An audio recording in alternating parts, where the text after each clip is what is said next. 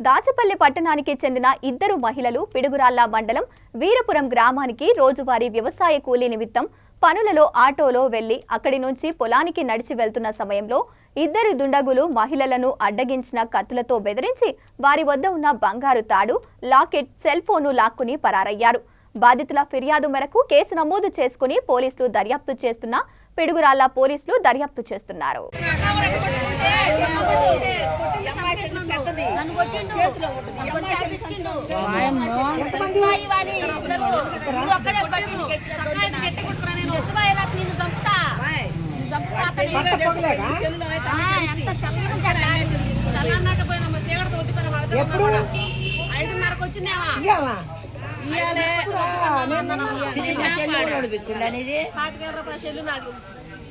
phone చేసింది రాపిన cell వేసపోయాడా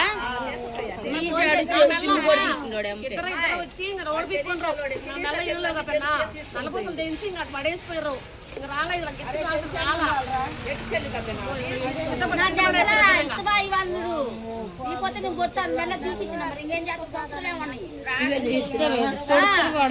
అవసరం